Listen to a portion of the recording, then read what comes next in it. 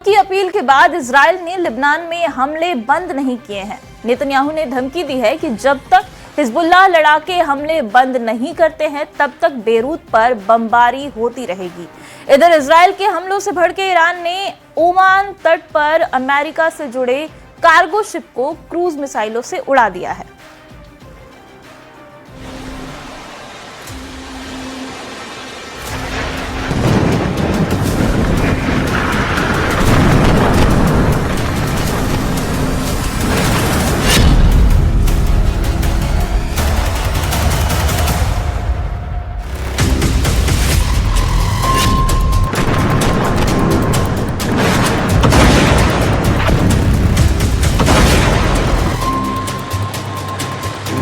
ईरानी media में breaking news दी जा रही है।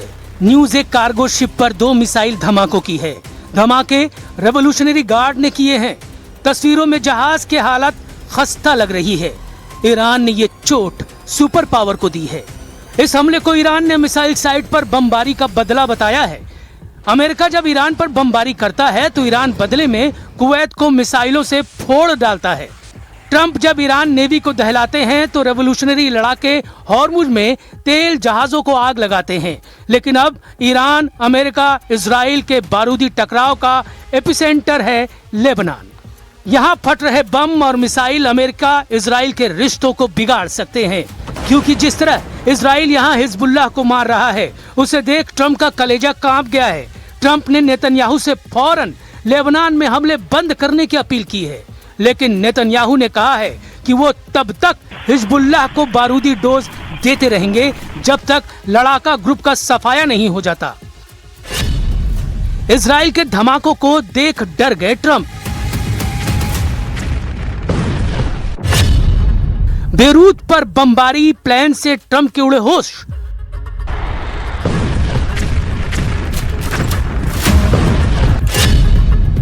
ट्रंप ने कहा, बीबी तुमसे सब नफरत करते हैं।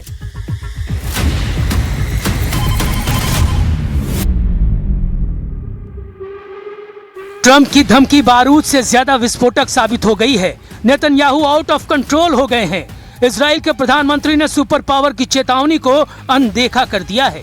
नेतन्याहू ने ऐलान किया है कि बेरूत को बर्बाद होने से कोई नहीं बचा पाएगा। नेतन्याहू ने यह बात ट्रंप को भी बता दी है कि इजराइल का स्टैंड बदला नहीं है, उसका प्लान एक्टिव है। तो क्या होगा ट्रंप के शांति प्रस्ताव का? क्योंकि ईरान ने कहा है कि अगर अब लेबनान पर एक भी बम फटा तो तेल अवीव में मिसाइलों की आंधी आएगी। ईरान की सेना ने चेतावनी दी है, अगर इजराइल ने लेबनान में हमला किया तो उसकी ओर से जवाब दिया जाएगा। इजरायली आर्मी की ओर से लेबनान में बमबारी और कई इलाके खाली करने की धमकी देने के बाद ईरान ने भी इजरायली इलाकों को खाली करने का मैसेज भेज दिया है। ईरान के खातम अल अंबिया सेंट्रल हेडक्वार्टर से इब्राहिम ज़ुल्फ़ागारी ने नेतन्याहू के नाम पैगाम भेजा है। قرارگاه مرکزی حضرت خاتم الانبیا صلی الله علیه و آله و سلم دقایقی پیش با هشدار به نخست وزیر رژیم صهیونیستی اعلام کرد نتانیاهو در ادامه شرارت‌های خود در منطقه ضاحیه و بیروت را تهدید. ईरान फिलहाल हॉर्मुज फ्रंट पर पूरा फोकस बनाए हुए है। ईरान ने अमेरिका के हमलों का बदला लेने तक का ऐलान कर दिया है।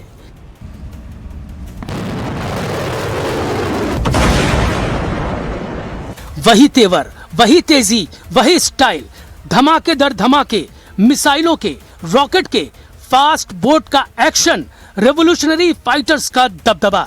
ईरान ने अमेरिकी गुरूर को फिर से तोड़ दिया।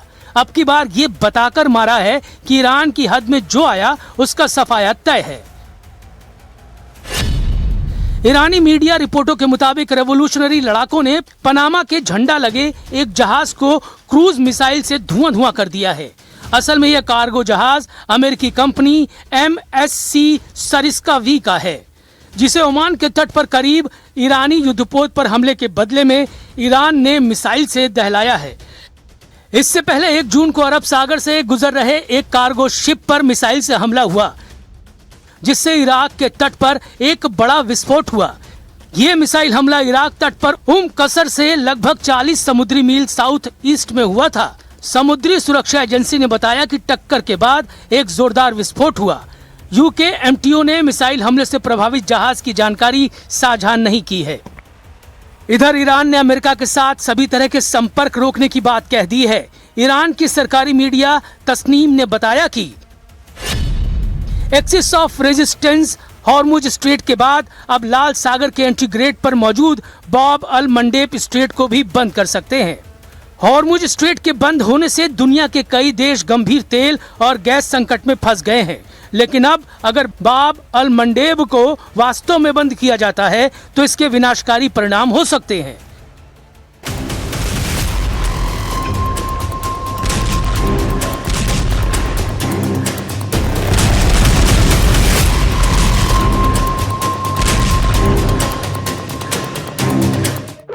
ईरान ने दूसरा ऑयल रूट बंद किया तो हाहाकार मचना तय है, क्योंकि बाब अल मंडेब को गेट ऑफ टीयर्स यानी आंसुओं का द्वार भी कहा जाता है।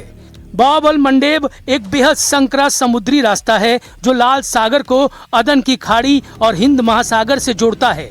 इसके एक तरफ यमन है, दूसरी तरफ अफ्रीका के जिबूती और इरिट्रिया देश हैं। अपनी सबसे सक्रिय जगह पर यह सिर्फ 26 से 29 किलोमीटर चौड़ा है। फोर्ब्स के मुताबिक दुनिया के कुल समुद्री व्यापार का लगभग 12 से 14% हिस्सा इसी छोटे से रास्ते से होकर गुजरता है। एशिया से यूरोप जाने वाले लगभग सभी कमर्शियल कंटेनर जहाज यहीं से निकलते हैं। खाड़ी देशों से यूरोप और अमेरिका जाने वाले तेल और लिक्विफाइड नेचुरल गैस के टैंकर इसी रास्ते का इस्तेमाल करते हैं। यहाँ से रोजाना लगभग 40 से 50 लाख बैरल कच्चा तेल गुजरता है। इसलिए अगर ईरान वाकई इसे बंद करता है तो ऐसा कर वो पूरी दुनिया को रुला सकता है। हॉर्मुज और बाब अल मंडेब दोनों के बंद होने का मतलब होगा कि दुनिया की कुल तेल और गैस सप्लाई का 25% हिस्सा पूरी तरह से लॉक हो जाएगा। हॉर्मुज स्ट्रेट में ईरान की मंजूरी के बिना घुसना मना है। अब दूसरे तेल गलियारे में बैरियर लगाकर रेवोल्यूशनरी लड़ाके ट्रंप से बराबरी की डील की मांग कर रहे हैं।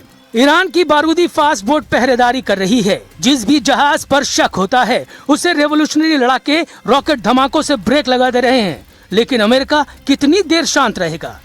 ट्रंप कब तक युद्ध समझौते का इंतजार करेंगे? क्योंकि लेबनान में ट्रंप की कही बात सच साबित नहीं हो रही है। बेरूत को इजराइल ढहाने के मिशन को ऑन कर चुका है। ईरान कह रहा है लेबनान में जब तक हमला होगा कोई समझौता नहीं हो सकता।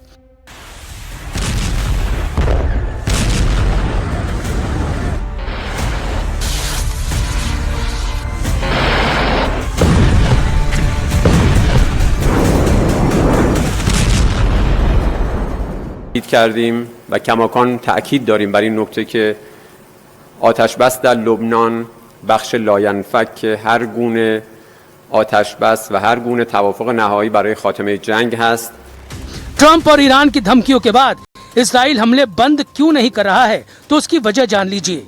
दक्षिणी लेबनान में हिजबुल्लाह लड़ाकों के ड्रोन हमले में इजरायली डिफेंस फोर्स का एक सैनिक मारा गया है और 3 सैनिक घायल हो गए हैं। यह हमला ब्यूफोर्ट किले के आसपास की रणनीतिक पहाड़ी पर कब्जा करने के एक दिन बाद हुआ है।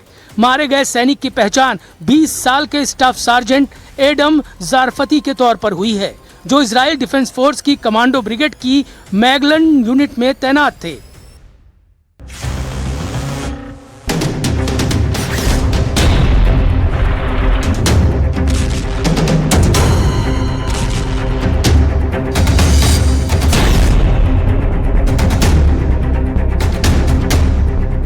दो दिनों के युद्ध में दूसरे इजरायली सैनिक की मौत से युद्ध भड़क गया है। हिजबुल्लाह लड़ाके अब रात में फर्स्ट पर्सन व्यू ड्रोन की बौछार से इजराइल को दहला रहे हैं। इसलिए आईडीएफ ने हिजबुल्लाह आतंकियों को नबाती से खदेड़ना शुरू कर दिया है।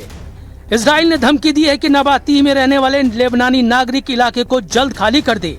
नागरिकों को जहरानी नदी के उत्तर भाग जाने की चेतावनी दी गई है। इजराइल ने दक्षिणी लेबनान में एक बड़ा बफर जोन बना लिया है। ये बफर जोन लेबनान के कुल क्षेत्रफल का लगभग 10% हिस्सा है, जिसकी सीमा इजराइल से लिटानी नदी और भूमध्य सागरीय तट से लेकर सीरियाई सीमा माउंट हार्मोन तक है।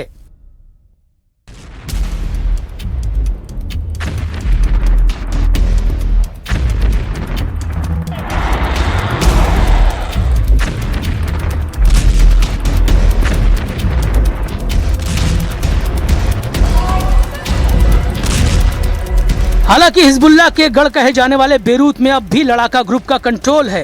हिजबुल्लाह चीफ नईम कासिम ताज पोशी के बाद सबसे ज्यादा दिन तक इजराइल को चैलेंज दे रहे हैं।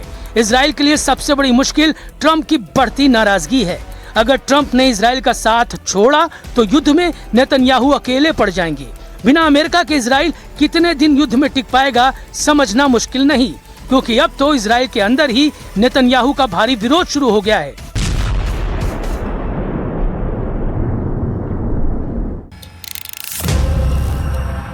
एक तरफ दक्षिण लेबनान में इजराइल नए नए किले फतह कर रहा है, दूसरी तरफ उन किलों पर कब्जा जमाए रखने के लिए नेतन्याहू के सामने सैनिकों का संकट खड़ा हो गया है। इजराइल के कंट्रोल वाले पश्चिमी यरूशलेम में कोहराम मचा हुआ है।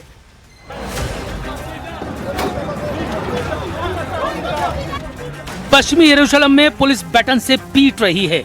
ये हंगामा करने वाले हैं हारेदी प्रदर्शनकारी।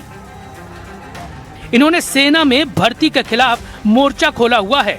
हारेदी यहूदियों की रैली नेतन्याहू को बार बार चैलेंज कर रही है।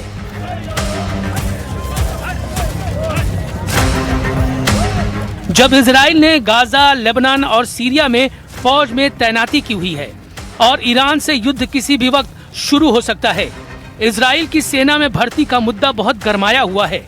अनिवार्य सर्विस का विरोध चल रहा है। इस विरोध का सेंटर पॉइंट वो हारेदी यहूदी समुदाय है जो नहीं चाहता कि उस पर सेना में अनिवार्य सर्विस का दबाव डाला जाए। इसी डिमांड के साथ हजारों लोग यरूशलेम में इकट्ठा हुए। इजराइल में नेतन्याहू को हिजबुल्लाह और हमास से इतनी बड़ी टक्कर नहीं मिली जितना इजराइल के अंदर हारेदी समुदाय का विरोध उनके लिए मुसीबत बन चुका है। भ्रष्टाचार के मुकदमों के अलावा अब ये भीड़ नेतन्याहू पर आग बबूला है। ये लोग युद्ध में नहीं जाना चाहते। हारेदी यहूदियों की दलील है कि पवित्र किताब तोरा का अध्ययन इजराइल की हिफाजत करता है। ऐसा करना उनकी ही जिम्मेदारी है, इसलिए उन्हें फौज में भर्ती से छूट मिलनी चाहिए। हारेदी यहूदियों का मानना है कि सेना का माहौल उनके धार्मिक नियमों से अलग है, जहां पुरुष और महिलाएं साथ रहते हैं। खाने पीने के नियम भी ऐसे हैं जो उनकी प्रार्थना के नियमों से मेल नहीं खाते। हारेदी यहूदी समुदाय इजराइल देश की स्थापना को भी सही नहीं मानता। ऐसे में हारेदी युवाओं की धार्मिक आस्था कमजोर होती है।